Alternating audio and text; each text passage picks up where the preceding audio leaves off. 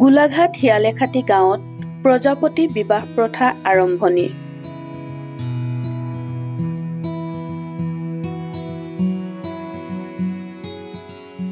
গোলাঘাট শিয়ালেখাটি গাঁৱত আজি পোন প্ৰথমবাৰৰ বাবে গাঁৱৰ শ্ৰী শ্ৰীৰ আশীৰ্বাদ শিৱ মন্দিৰত সম্পন্ন হয় ছখনকৈ প্ৰজাপতি বিবাহ।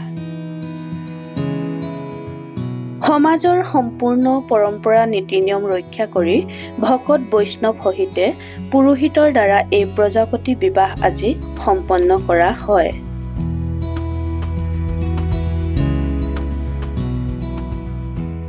আচলতে ঠাই বিশেষে নিয়ম নীতিসমূহো সুকীয়া হয়।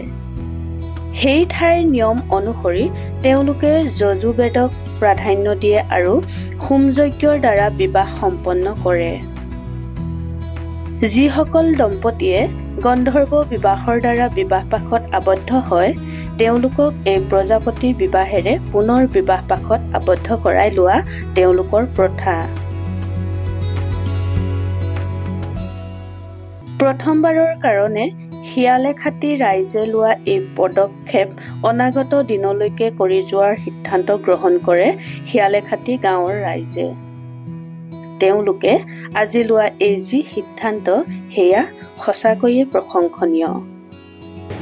আজি আমাৰ শিয়ালেখাটি গাঁৱত অৱস্থিত ৰাজহুৱা শ্ৰী আশীৰ্বাদ শিৱ মন্দিৰত আজি আমাৰ ছখন সাময়িক বিবাহ সম্পন্ন কৰা হ'ল।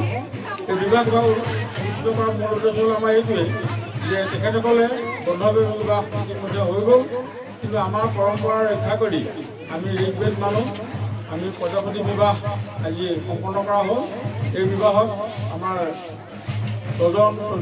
দৰা পাইনে আহি এই বিবাহত সহযোগ কৰিলেই আমাৰ এইটো প্ৰথম কাৰ্যসূচী প্ৰথম লৈছিলোঁ। আমি এইটো সম্পূৰ্ণ সফল হৈছে বুলি আমি নিজে অনুভৱ কৰিছোঁ আৰু আমাৰ এই অনুষ্ঠান ভাগ সফল কৰাত যিসকলৰ সহযোগ আগবঢ়ালে আমি সকলোকে আন্তৰিক ধন্যবাদ আৰু কৃতজ্ঞতা জ্ঞাপন কৰিছোঁ। গোলাঘাটৰ পৰা পল্লৱিকা বৰুৱাৰ ৰিপৰ্ট।